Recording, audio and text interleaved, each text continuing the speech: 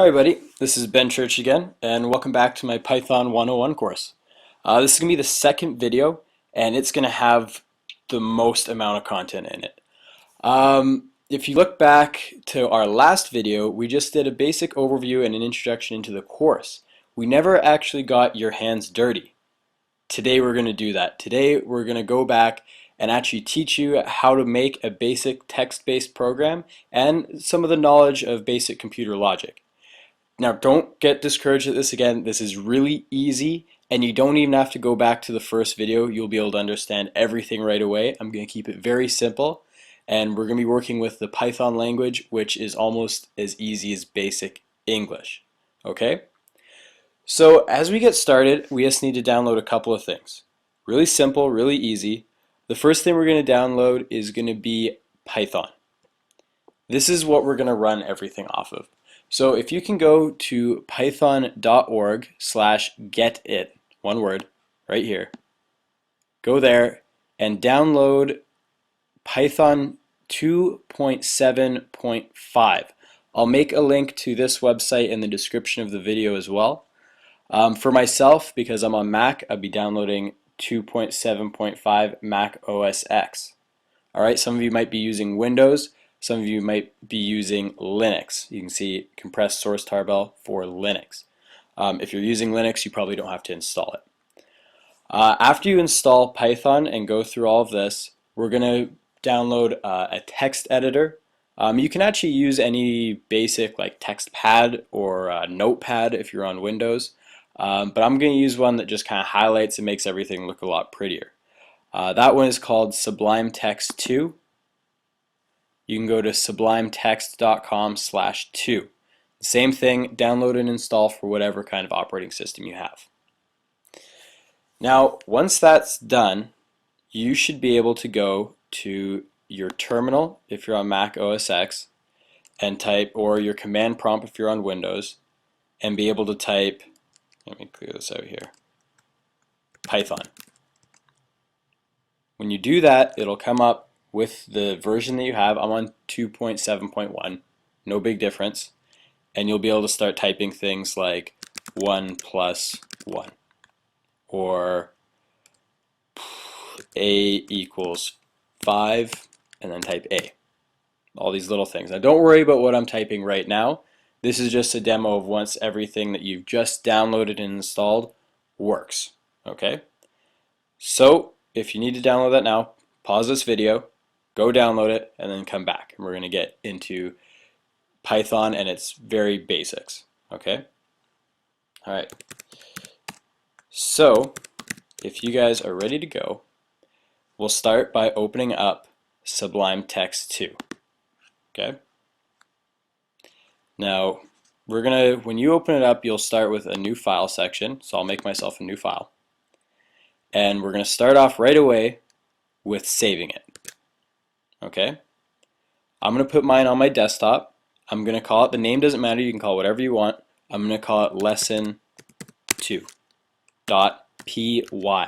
That last part is important. .py lets the computer know this is a Python file and we'll know what to do with it. Very simple, just put .py. Okay, when you hit save, nothing will happen. I'll change the lesson2 up top. The way we start this is we'll say import sys. This is basic. This just says to the computer, import basic system tools, like entering from your keyboard. After that, we will type if underscore underscore name underscore underscore equals equals little tiny dash underscore underscore main underscore underscore. The computer Sublime Text should have put that extra little closing parentheses on the side there. By main, I'll highlight it. But if it doesn't, put that in and hit enter. Okay. Now this right here, what you're looking at, is all you need to make any Python program at all. This is the very basics. Next step that we will get you making your program with is a very simple word called print. Okay? This will output text to that little terminal window that you have. So if you type, follow along with me, print quotation marks, it should make up that double quotation for you. Say, hello, this is my very first program. Wasn't that easy? Okay, that's it. Now we're going to save this. I use Apple S, but I'm just going to bring this down. Save. Okay. Go back to your terminal window. Now, if you don't see where you've saved it next to, try and navigate to where you saved it. So since I saved it in desktop, I'm already there. But if I wasn't, ignore what I'm typing right now. If I just type cd desktop, and that should bring me right there. Or if I was farther out,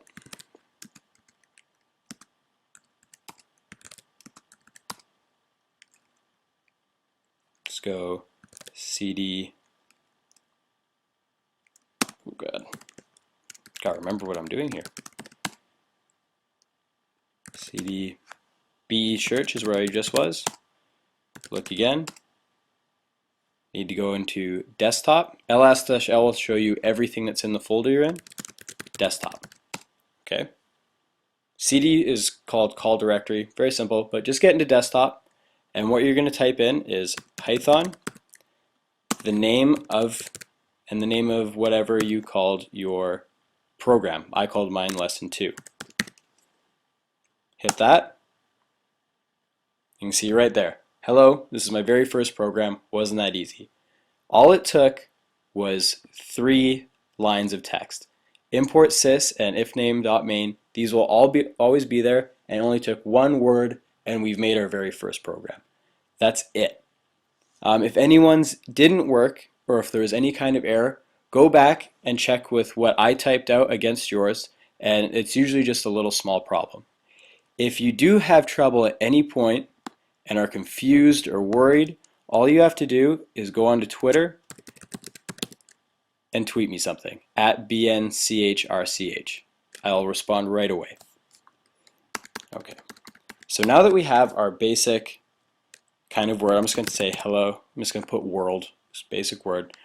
We're going to move on to some more kind of fun parts with Python. The next thing to learn would be what we call variables. Variables is like in math, when you see x equals this, exact same principle here. So I can put, say, I'll call it my variable, that's going to be the name of it, equals, let's say, again, this is my second program. Okay? So that's a piece of word that anytime I use the word my variable, spelled just like that, my capital V A-R-I-B-L-E, it will print out or use this string of characters that make up a sentence. So if I was to put print my variable, what do you think would happen? Let's find out. So save that, go back to your terminal, and type again Python lesson2.py. This is my second program. So without those parentheses in that program, when I'm just saying my variable, no quotation marks around it, it is going to print out whatever is contained with this, whatever this is equal to. Okay?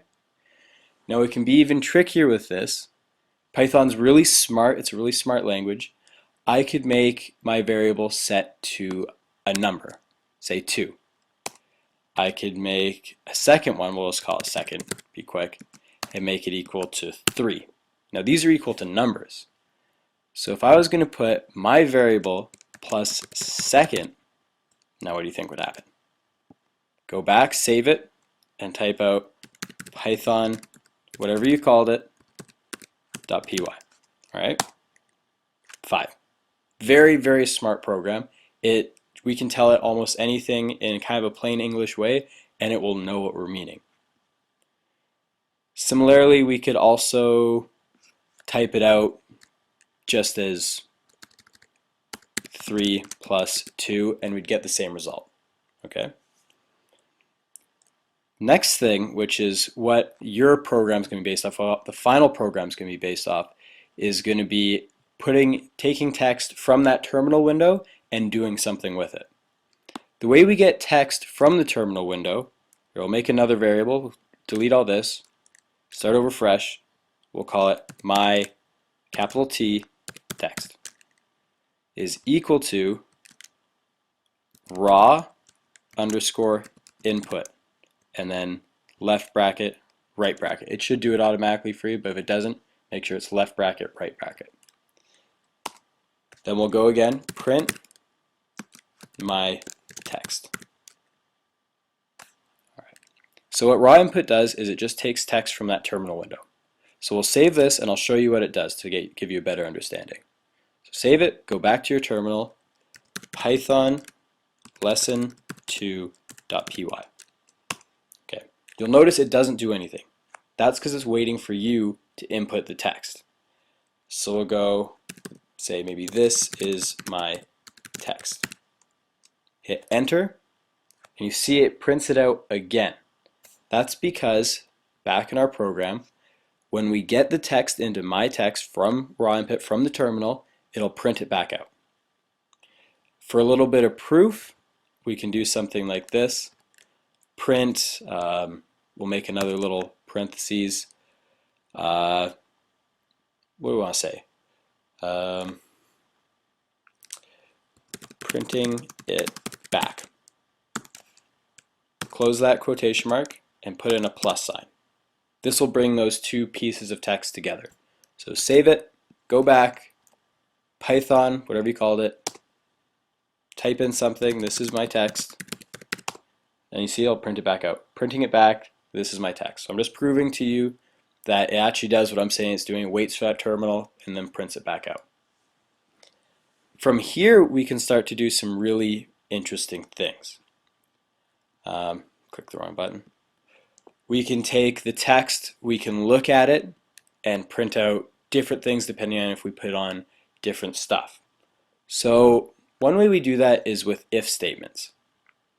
I'm going to quickly show you kind of what we can do with an if statement, and in the next video we'll get into implementing it ourselves. So we'll print out something right off the bat. We'll make kind of a quiz out of this. Is Ben good looking? How about that? Question mark. Go down, my text, and we'll wait for some raw input from the terminal.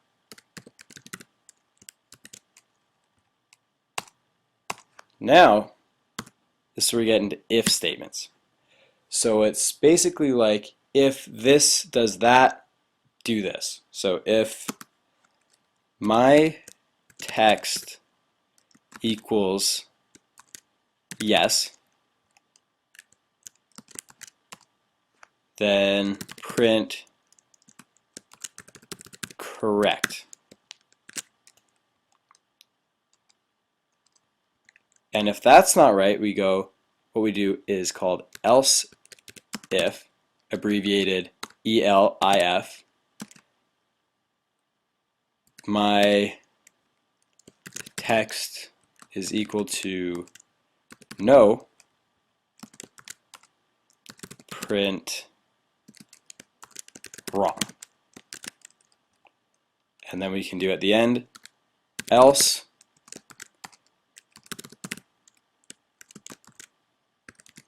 couldn't understand.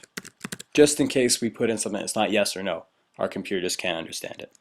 So I'll quickly save that. Don't want to purchase that yet. And go back, Python lesson2.py. Ooh, whoopsie. That's because we have to do equal equal. That was my bad. Equal equal. Go back, quickly save that. Yes.